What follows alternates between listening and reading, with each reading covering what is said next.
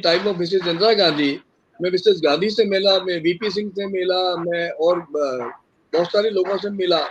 तो उनका political benefit मुझे मिला है और उस पॉलिटिकल बेनिफिट से कल्चरल सोशल बेनिफिट्स को एक्सप्लोर करने में मुझे हमेशा मदद मिली। मुझे आज भी लगता है कि मोदी जी से जो मेरी पहली मुलाकात हुई थी उसका मुझे आज भी बेनिफिट मिल रहा है। इसलिए मिल रहा है कि मैं उसकी हेरिटेज को समझ रहा हूँ, राजनीति की हेरिटेज, राजनीति किस तरह करवट लेती है, किस तरह राजनीति अपने रंग बदलती है। तो आप देखिए गोधरा कांड जब हुआ था तो मैं गोधरा खुद मैंने विजिट किया था और उसके बाद में उस विशेष रूप से उस महिला से मैं मिला था जो ट्यूशन करती थी रात को 10 या 11 बजे वहां पर उस इलाके में गुजरात जाकर के ट्यूशन करती थी और उस ट्यूशन की वजह से उसके साथ दुष्प्रवृत्तियां हुई और उसके साथ दुराचार हुआ और उसके बाद न केवल पॉलिटिकल पार्टी किंतु पूरा अपराइजिंग मूवमेंट उसके खिलाफ, उस टॉर्च के खिलाफ जो अग्निकांड हुआ या जो ट्रेन को जलाया गया, उसके बाद पूरे का पूरा गुजरात जो है वो वहाँ की ट्राइबल एरिया के लोग सामने आए। सबसे पहले ट्राइबल एरिया के लोगों ने पहल की और उसके खिलाफ गुजरात मूवमेंट चला और उसके बाद अजीबोगरीब स्थिति बन गई और पॉलिटिकल राइवलरीज एक दूसरे के खिलाफ आरोप प्रत्यारोप और पॉलिटिकल केसेस चलते रहे और ये जो राजनीति बाद में जो आज तक चल रही है, ये सांप्रदायिकता को से जुड़ी हुई राजनीति दुर्भाग्यपूर्ण है और इसको आज भी हम फेस कर रहे हैं। चाहे राजस्थान हो, चाहे गुजरात हो, चाहे उत्तर प्रदेश हो, चाहे केरल हो, चाहे कन्याकुमारी हो, कहीं भी हो। और आज आप देख रहे हैं लेटेस्ट ये जो जेएनजी मूवमेंट चल रहा है, ये भी दुर्भाग्य से इन सारी चीजों से जुड़ गया है। तो धर्म को राजनीति से जोड़ने की जो शुरुआत हुई थी, जो मेरे ख्याल में, मैं तो नहीं कहता कि नेहरू जी के समय हो गई थी, किंतु गांधी जी के मूवमेंट में गांधी नोआखाली तक आते आते देश को संभालने में लगभग असमर्थ हो गए थे और पटेल के भरोसे जो कुछ हुआ, आगे जो डेवलपमेंट हुआ वो आज आप देख रहे हो, थोड़ा बहुत जो पॉजिटिविटी नजर आती है या जहाँ कहीं सुरक्षा या नेशनलिटी की जो भावना पैदा हो रही है, उसकी वजह यह है कि बाद में लीडरशिप ने बहुत कुछ संभाला, किंतु आजादी के बाद में से आज तक जो बिखराव हम देख रहे हैं उसका विकल्प ढूंढना, उसके लिए सकारात्मक तैयारियां करना, और ये बहुत कठिन दौर चल रहा है इंटरनेशनल लेवल पर, भारत के लिए चुनौतीपूर्ण दौर है और यहाँ गृह युद्ध को भड़काने की तमाम कोशिश की जा रही है। पॉलिटिकल पार्टीज इस तलाश में है, इस तरीके में है, इस तैयारी में है कि यहाँ अप्रोवर पैदा किया जाए, गृह युद्ध पैदा किया जाए और नेपाल जैसी स्थितियां पैदा की जाए जो संभावित नहीं है। जी। तो भाई साहब, आपने उस मुलाकात के बाद में जब मोदी जी 2014 में प्रधानमंत्री बन गए, तो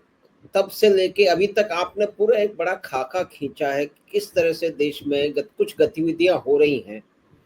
तो आप क्या समझते हैं कि मोदी जी इस जो विकट परिस्थिति है, जो चारों तरफ की जो चुनौतियां हैं, जो देश के बाहर से भी हैं और देश के अंदर से भी हैं, और जिनकी चिंगारियां अभी पिछले दिनों में लगातार दिख रही हैं, तो उससे क्या वो सही तरीके से उस से जूझ रहे हैं, उसको नेतृत्व दे करके उन चीजों को, ये जो भी कुछ हो रहा है, जो चुनौतियां, उनका सही तरह से सामना कर पा रहे हैं? देखिए आदरणीय माधव सिंह जी, ये बात आप बिल्कुल स्पष्ट तौर से देख सकते हैं कि मोदी की बॉडी लैंग्वेज में, मोदी जी की बॉडी लैंग्वेज में, भारत के प्रधानमंत्री की बॉडी लैंग्वेज में कहीं किसी प्रकार से कोई बहुत बड़ा परिवर्तन हमें नजर नहीं आ रहा है। और ये बात बहुत स्पष्ट है कि ये तमाम जो कुछ भी नाटक या इस प्रकार के जो आंदोलन किए जा रहे हैं, जो पहले भी 10 साल पहले या जब से भाजपा आई है तब से आंदोलन किए जाते रहे हैं, चाहे किसान आंदोलन हो, चाहे और कोई आंदोलन हो, चाहे महिला आंदोलन हो या कोई पॉलिटिकल जेएनयू का आंदोलन हो या किसी प्रकार से सांप्रदायिकता फैलाने की सारी बातें हो, मोदी जी एक कंफर्टेबल मार्जिन लेते हुए इन सब चीजों को टैकल कर रहे हैं। और भारतीय जो जनमानस है वो भी जानता है कि विरोध में कितना दम, विशेष रूप से जो तथाकथित गठबंधन जो बन गए हैं या बनने की कोशिश में जो लोग लगातार कर रहे हैं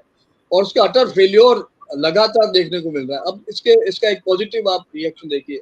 वैश्विक स्तर पर यूएनओ में जो सिक्योरिटी काउंसिल की जो मेंबर की बात है उसमें इंडिया को बहुत सफलता मिली है और बहुत अभी हाल ही की घटना है कि India has come up very well, अपनी एक्सपेक्टेशन से बियॉन्ड भारतवर्ष ने अपनी वैश्विक छवि को बरकरार रखा है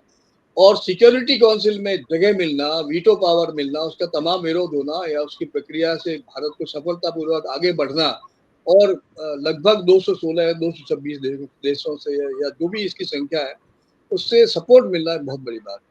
तो ये बात है कि इंटरनेशनल लेवल पर भारत बहुत स्पष्ट है, कहीं किसी तरह से कोई कॉन्फ्लिक्ट नहीं है, कोई किसी प्रकार का कोई दबाव नहीं है, बल्कि अमेरिका का, चीन का और दूसरी कंट्रीज का जो दबाव है भारत ने बड़ी आसानी से टैकल किया है। तुर्की और सऊदी अरबिया और पाकिस्तान की जो अभी मिली भगत है उसको बहुत आराम से उन्होंने भारतवर्ष ने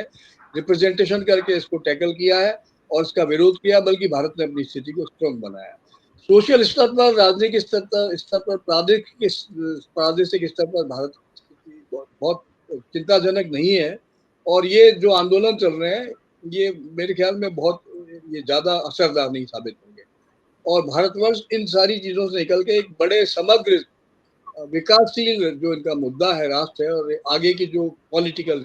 यात्रा है उसमें भारतवर्ष या भारत के लोग सफल होंगे। मेरा ये मैं बहुत आशा करता हूँ और मुझे इसमें किसी प्रकार का कोई संदेह नहीं। तो भाई साहब, मतलब गोधरा के बाद वो जो भी घटना हुई थी उसके बाद में, और वहाँ आपने सुना होगा कि किस तरह की परिस्थितियां थी जिसके अंदर जी ये गोधरा की घटना हुई, और फिर उसके बाद के अंदर 2002 का जो भी एक उथल पुथल आप हुई, दंगा हुआ। गोधरा वाली बात याद आ गई इसलिए मैं बता रहा हूँ कि उस समय मैं राजकोट जी जब गया था,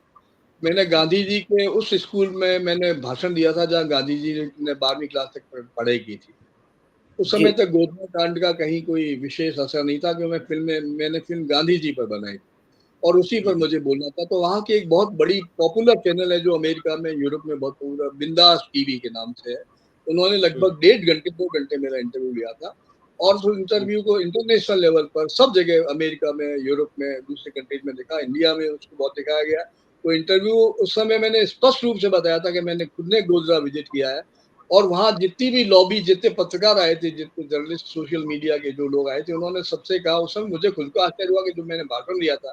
गोधरा की विजिट के बाद में,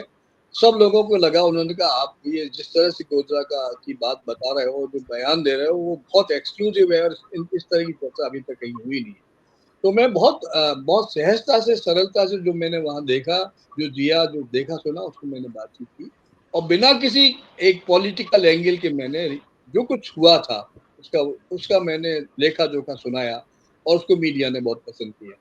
तो मैं मानता हूँ कि मैंने शांतिपूर्ण तरीके से, सहजता से अपनी बातें कही और आज भी मैं उसी सहजता से, शांतिपूर्वक तरीके से सारी चीजों की सॉल्यूशन की तरफ देख रहा हूँ। और मुझे कहीं कोई नजर नहीं आता कि इसके लिए अराजकता की बात की जाए और एक आंदोलन किया जाए जिसका कोई अर्थ नहीं हो। लेकिन एक बात ये भी है, आपका तो इतना लंबा जो राजनीतिक और कला, संस्कृति, साहित्य, सिनेमा, सबको, पेंटिंग, उसको देखने का एक समग्र आपका एक दृष्टिकोण है। तो एक प्रजातंत्र में इस तरह के हंगामों की, इस तरह के तथाकथित आंदोलनों की, जो कि मोदी जी ने उनको बिल्कुल सटीक नाम दिया, आंदोलन जीवियों द्वारा। तो लोग चुनाव हार रहे हैं, जी वोट उनको दे नहीं रहे, लेकिन वो विभिन्न प्रकार के वितंडाबाजी में वो बहुत लंबे समय से, और मेरे ख्याल में आप भी इस बात को और आगे ले जाएंगे कि बहुत स्पष्ट है कि ये जो मोदी जी का जो इतने 23 साल से जो एक समग्र विरोध एक एक एक समूह विशेष में होता रहा है, और फिर उसको पार करके वो जिस तरह से कहते हैं कि जितने पत्थर मेरे ऊपर फेंकोगे मैं उसकी सीढ़ी बना लूंगा। सो हाँ हाँ इसके ऊपर आप हाँ, कुछ, आपका क्या आकलन है भाई साहब? ये बहुत ही बढ़िया बात आपने कही है। जितने पत्थर फेंकोगे उससे कीचल नहीं उछलेगा, उससे कमल भी खिलेंगे। हम्म तो कमल खिलाने वाली जो राजनीति है, पत्थर फेंकने से कीचल जो उछड़ता है उसके साथ हम्म कमल भी खिलता है। तो ये मैं कोई पॉलिटिकल बात नहीं, नारा नहीं दे रहा हूँ, किंतु रियलिटी यही है कि सीढ़ियां बना रहे हैं मोदी जी, उन्हीं पत्थरों से सीढ़ियां बना रहे हैं। और ये बात बहुत स्पष्ट है और इसका आप परिणाम देख चुके हैं। दिल्ली में जो हुआ, कर्नाटक में जो हुआ, अभी देखिए कि सारा का सारा पासा पलट गया। जहां कांग्रेस की अपनी सरकार है वहां जैन जी आंदोलन ने उनके खिलाफत में आज स्थितियां पैदा की। यूपी में जो एक्सपेक्टेशन थे, जितना जो कोशिश कर रहे थे, उसका बिल्कुल पलट पिक्चर सामने आ गई। और आप देख रहे हैं कि बिल्कुल कंफर्टेबल तरीके से सारे इस आंदोलन को, तथाकथित जो आंदोलन है, जिसमें हिंदू मुस्लिम का एक एंगल बनाया जा रहा, समाप्त कर दिया गया। इसी प्रकार दिल्ली में अब कहीं किसी प्रकार से नजर नहीं आता कि कहीं कोई बड़ी बात नजर आती है। ये जरूर है कि अंतर्राष्ट्रीय मंचों पर जो पूरे विश्व में जो आज एक व्यापक तरीके से एक अजीब तरह का विरोध पैदा हो रहा है, वो यूथ जनरेशन करप्शन के खिलाफ ये सारी बातें कर रही है। और ये उसके खिलाफ भी बात कर रही है कि विशेष धर्म, विशेष संप्रदाय के लोगों का जिस तरह से व्यापक तरीके से जो निष्क्रमण हो रहा है और संगठनों के आधार पर जिस तरह से पूरा एक फैलाव हो रहा है, और जिहादी मानसिकता के जिस तरह से लोग उसका प्रचार में बढ़ावा दे रहे हैं, उसके खिलाफ आज सारा विश्व जनमत खड़ा है। और हिंदुस्तान में भी ये बात बहुत स्पष्ट है कि हिंदू मुस्लिम एकता के लिए सभी लोग प्रयासरत हैं। और मुझे नहीं लगता कि पॉलिटिकल, बिहार में अभी थोड़े दिन बाद आपके सामने सब कुछ स्पष्ट हो जाएगा कि इन पार्टीज में, इस पॉलिटिक्स में कितना क्या दम है। मेरे ख्याल में भारत की स्थितियां बहुत बदलने वाली नहीं है। इस संकट के दौर से बहुत जल्दी हम लोग निकल जाएंगे, बल्कि निकल चुके हैं, और आगे आने वाला समय साफ तरीके से सकारात्मक नजर आता है।